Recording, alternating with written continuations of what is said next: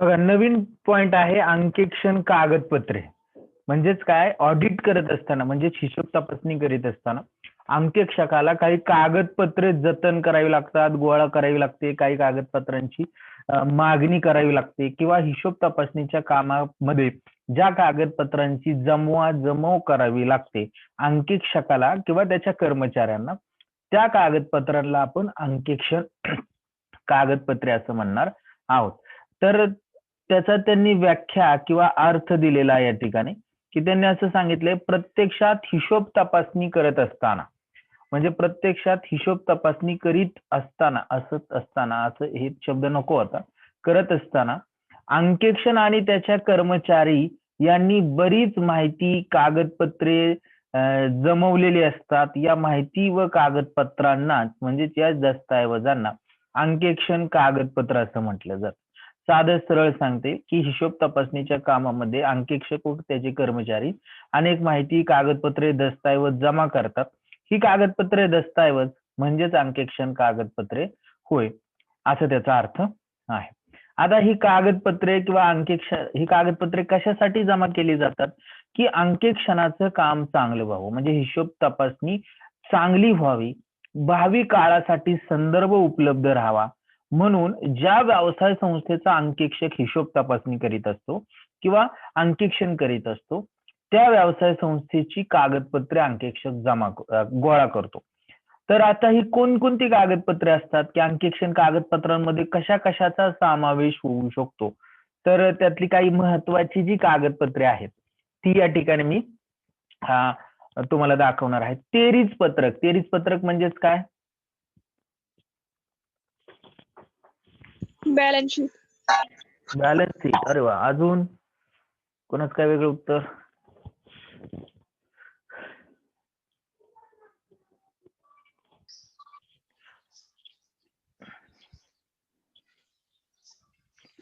तेरीज पत्रक म्हणजे trial balance.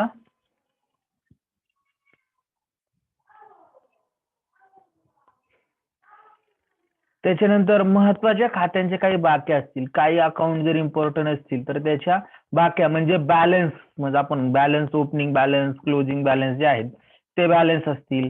शिल्लक मालाचे पत्रक असेल, म्हणजे शिल्लक माल म्हणजे काय, आपण त्याला क्लोजिंग स्टॉक म्हणतो, की वर्षाच्या शेवटी आपण त्याला आपण स्टॉक लेजर असं म्हणतो, की स्टॉक लेजर मधनं आपल्याला कळू शकतं की किती माल शिल्लक आहे, किती विकलेला आहे. तर असं स्टॉक लेजर असेल. बँकेतील शिल्लक रकमेचा दाखला म्हणजे बँक सर्टिफिकेट असेल. येणे अथवा देणे असलेल्या रकमांचे पत्रक, म्हणजे तुम्हाला काही रक्कम येणे असू शकते किंवा काही रक्कम देणे असू शकते, त्या रकमांचं पत्रक असेल. त्याच्यानंतर कर्जदाराचे पत्रक असेल, धनकोचे पत्रक असेल, गुंतवणुकीचे पत्रक असेल, महत्वाचे काही करार असतील तर त्याच्या काही प्रती असतील. ही सर्व कागदपत्रे अंकेक्षकाला हिशोब तपासणी म्हणजेच अंकेक्षण करत असताना महत्वाची असतात. मग ही कागदपत्रे अंकेक्षक काय करतो, गोळा करतो आणि या सगळ्या कागदपत्रांना एकत्रितपणे ऑडिट डॉक्युमेंट म्हणजेच अंकेक्षण कागदपत्रे असं म्हटलं जातं. आता ही अंकेक्षण कागदपत्रे जमवण्याचा किंवा मागवण्याचा अंकेक्षकाचा उद्देश काय असतो, तर तो उद्देश आपण या ठिकाणी बघणार आहोत. तर उद्देश मध्ये पहिली गोष्ट म्हणजे भावी काळासाठी पुरावा म्हणून उपलब्ध राहावे. म्हणजे जर भावी काळात काही अडचण आली किंवा जर कोर्टामध्ये केस असेल कंपनीचे, तर त्यामध्ये ही कागदपत्रे भावी काळासाठी पुरावा म्हणून वापरता यावीत म्हणून देखील उपलब्ध करून घेतली जातात कोर्टात पुरावा म्हणून वापर करण्यासाठी. त्याच्यावरून काय होऊ शकतं, अंकेक्षकाने किती सखोल काम केलेलं आहे म्हणजे अंकेक्षकाच्या कामाचा पुरावा म्हणून देखील सादर करता येऊ शकतं. किती सखोल काम केले आहे हे समजू शकतं.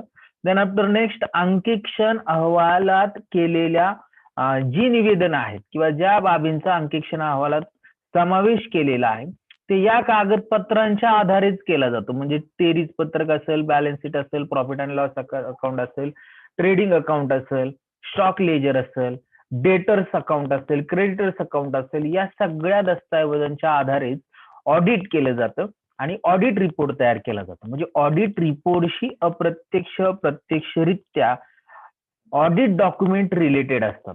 आणि म्हणून की ह्या अंकेक्षण अहवालाची जर विश्वासार्हता वाढवायची असेल तर ही डॉक्युमेंट आपल्याकडे असणं गरजेचं आहे. म्हणजे थोडक्यात ऑडिट रिपोर्टची विश्वासार्हता वाढवण्यासाठी देखील अशी कागदपत्रे गोळा केली जातात.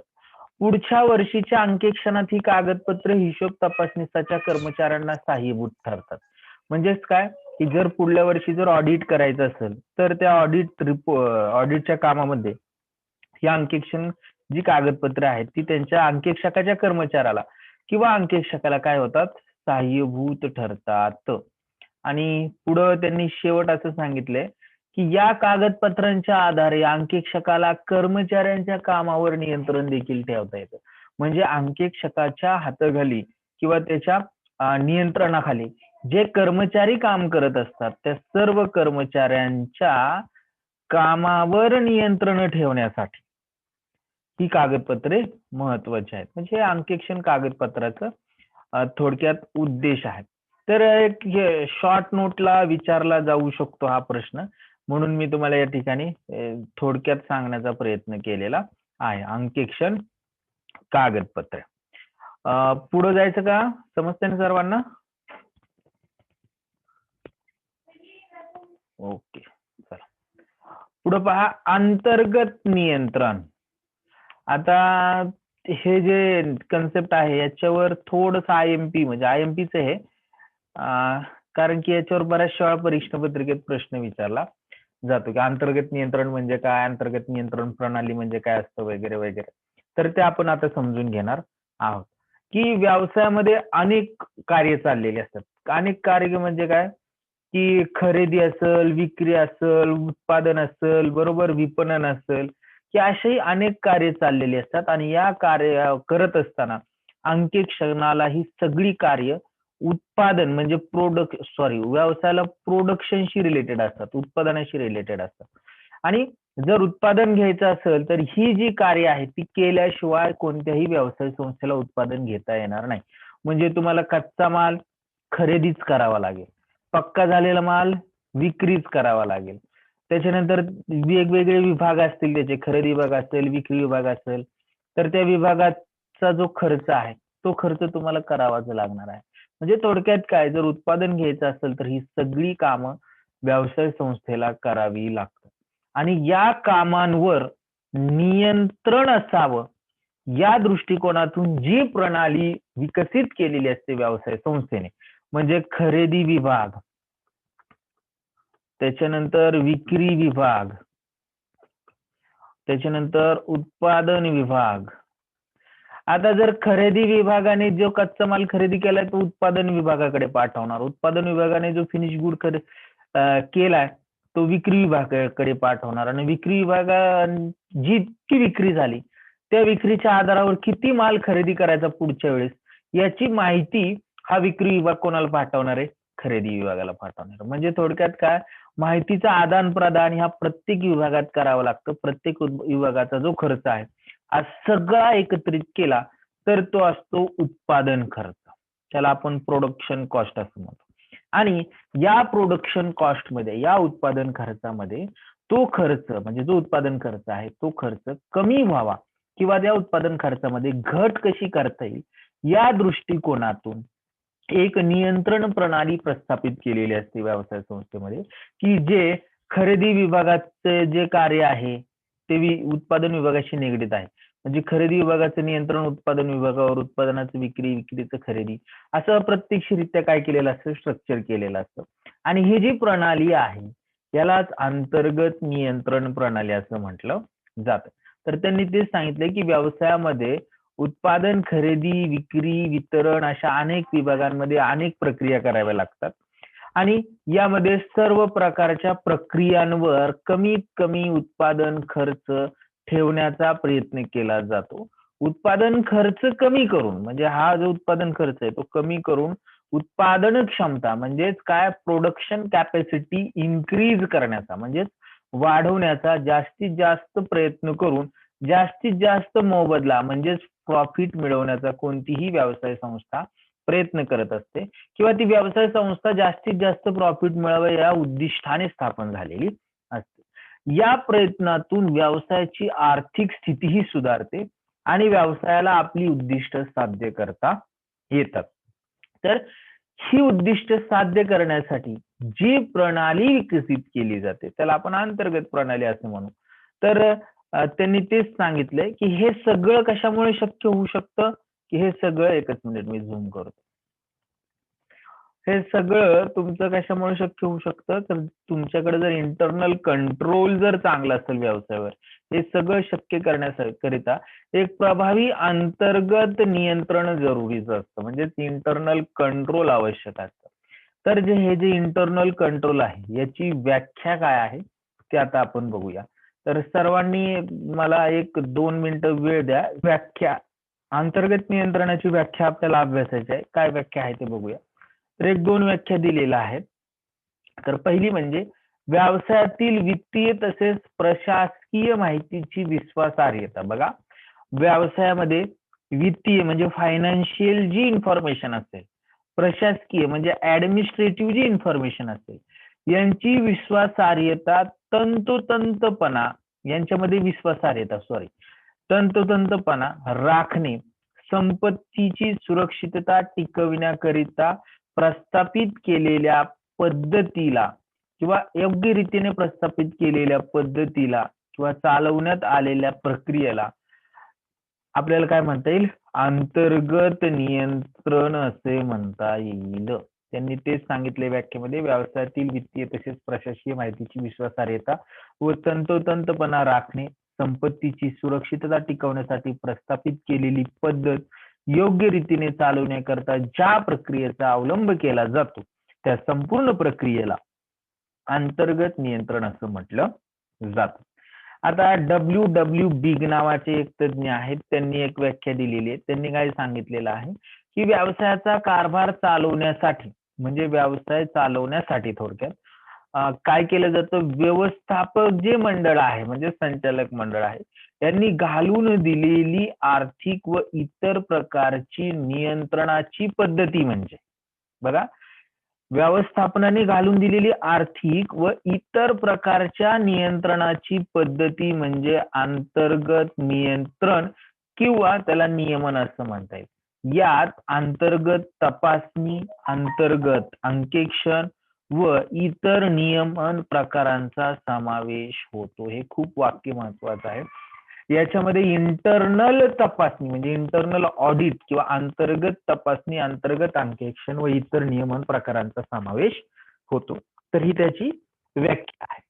तर आता व्याख्या इंग्लिश मधनं पण मी या ठिकाणी दिलेले, internal control is the best reward is indicative the enrolling student to control financial and otherwise established by the management in the conduct of a business including referral check, internal audit and other forms of control. ही पुस्तकातलीच व्याख्या. तुम्हाला जर पुस्तक जर उघडून बघितलं तर तुम्हाला हे सगळं सापडणार आहे निरालीच्या पुस्तकात. चला, आता अंकेक्षकाच्या दृष्टीने अंतर्गत नियंत्रणाचे प्रामुख्याने 3 प्रकार पडतात. म्हणजे अंतर्गत नियंत्रणाचे प्रकार देखील आहेत. अंतर्गत नियंत्रणाचे प्रकार आहेत, पहिला म्हणजे संघटनात्मक नियंत्रण, त्याला ऑर्गनायझेशनल कंट्रोल असं म्हटलं जातं किंवा त्याला आपण अंतर्गत नियंत्रणाचे भाग देखील म्हणू. तर हा पॉइंट खूप महत्वाचा आहे, काही वेळेस तुम्हाला विचारला जाऊ शकतो. तर संघटनात्मक नियंत्रण म्हणजे काय, तर संघटनात्मक नियंत्रण हे संबंधित व्यवसाय संघटनेच्या किंवा व्यवसाय संस्थेच्या संघटन प्रणालीशी संबंधित आहे. म्हणजे तिचं संघटन कसं आहे, आपण बघा बिझनेस स्ट्रक्चर म्हणतो आपण, बिझनेस स्ट्रक्चर की बाबा बिझनेसचं स्ट्रक्चर हे कसं असतं तुम्हाला कोण कोणाला सांगता येईल, की आपण बघितलेलं आहे, ट्रायंगल बघितलेलं होतं, आठवतंय का, टॉप लेवल, मिडल लेवल आणि लोअर लेवल. तर त्या पद्धतीचं ते बिझनेस स्ट्रक्चर असणार आहे. तर यामध्ये संघटनेचा आराखडा, संघटनेमध्ये काम करणारे कर्मचारी, संघटनेची तांत्रिक क्षमता, संघटनेची उद्दिष्टे इत्यादींचा समावेश होतो. म्हणजे या संघटनात्मक नियंत्रणामध्ये कशाचा समावेश होतो, तर संघटनेमध्ये काम करणारे कर्मचारी, संघटनेचा आराखडा, संघटनेची तांत्रिक म्हणजे टेक्निकल इफिशियन्सी किती आहे, कार्यक्षमता किती आहे, संघटनेची उद्दिष्ट म्हणजे ऑब्जेक्टिव्ह काय आहे, कोणत्या कारणासाठी व्यवसाय संस्था स्थापन झालेली आहे, या सर्वांचा समावेश या संघटनात्मक नियंत्रणामध्ये होतो. आता संघटनेच्या व्यवस्थापनाशी सहभागी असणाऱ्या प्रत्येक घटकामध्ये समन्वय साधण्याचा व त्यांच्यावर नियंत्रण प्रस्थापित करण्याचा प्रयत्न या संघटन नियंत्रण प्रणालीमध्ये केला जातो. जराशी प्रिंटिंग मिस्टेक आहे या ठिकाणी, की संघटनेच्या व्यवस्थापनामध्ये सहभागी असणाऱ्या प्रत्येक घटकामध्ये समन्वय साधण्याचा, इथं शब्द थोडासा राहिलेला आहे, साधण्याचा व त्यांच्यावर नियंत्रण प्रस्थापित करण्याचा प्रयत्न संघटनात्मक नियंत्रण प्रणालीमध्ये केला जातो. आता याच्यामध्ये नंबर 2चा जो प्रकार आहे अंतर्गत नियंत्रण प्रणालीचा, ते म्हणजे लेखी किंवा हिशोबशास्त्रीय नियंत्रण, त्यालाच अकाउंटिंग कंट्रोल असं म्हटलं जातं.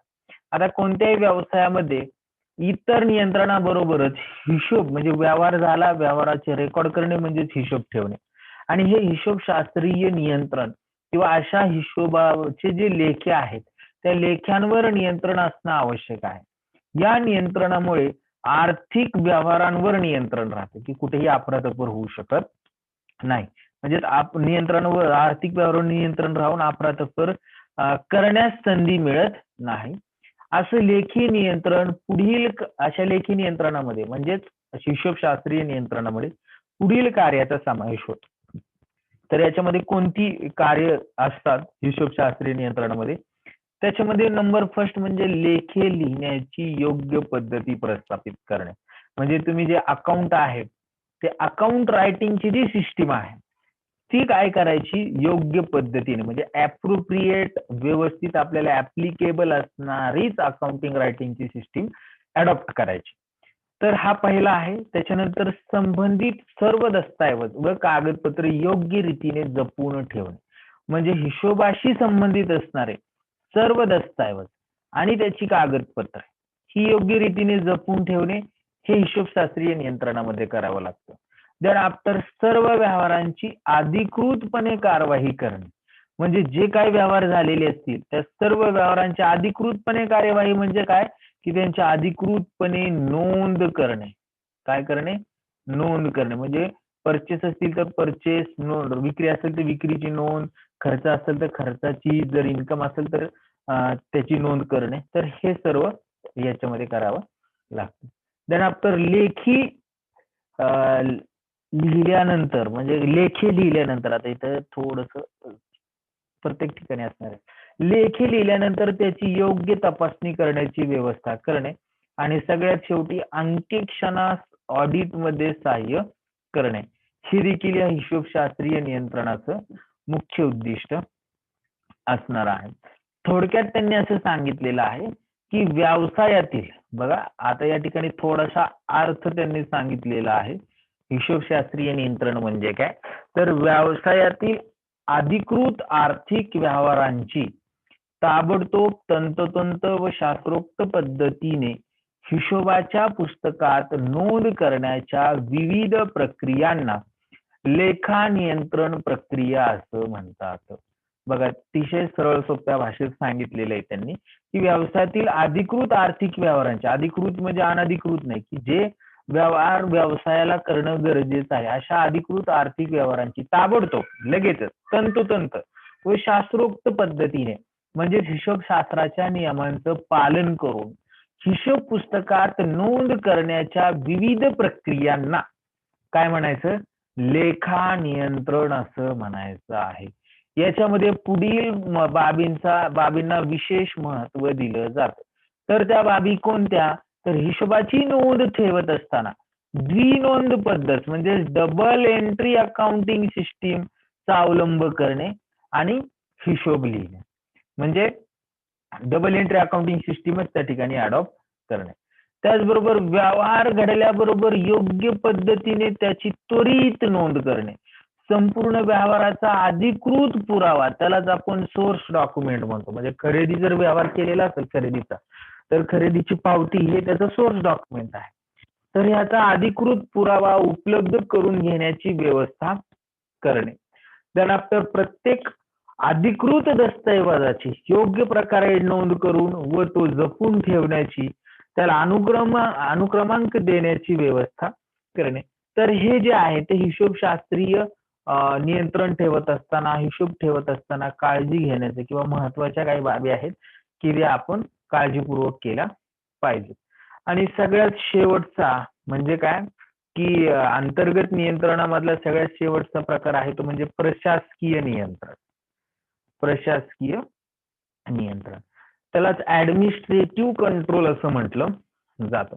तर याच्यामध्ये काय आहे त्याची व्याख्या त्यांनी किंवा अर्थ दिलेला आहे की व्यवस्थापनाचे उद्देश पूर्ण करण्याकरिता सर्वंकष व्यवस्थापकीय दृष्टिकोन आणि प्रक्रिया यामध्ये अधिकार, जबाबदाऱ्या आणि उत्तरदायित्व निश्चित केले जाते. अशा सर्व क्रियांना एकच मिनिट, मला पेज संपलेला आहे. काय म्हणणार आहे आपण? अशा सर्व क्रियांना प्रशासकीय नियंत्रण असं म्हणणार आहोत.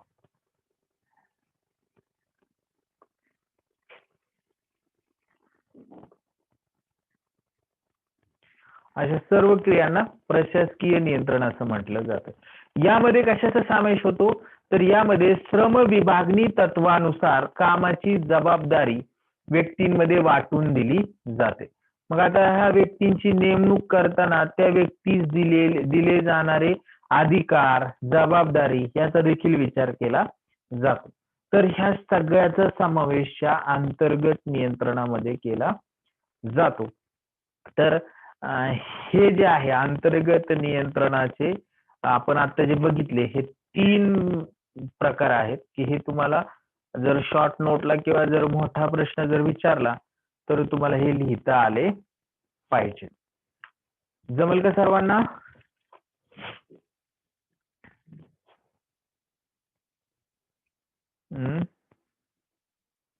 आज आपण थांबायचं का? आपल्या नोट्स संपलेल्या आहेत, त्याची टायपिंग करून परत उद्या तुम्हाला अजून चांगल्या पद्धतीने सांगण्याचा प्रयत्न केला जाईल.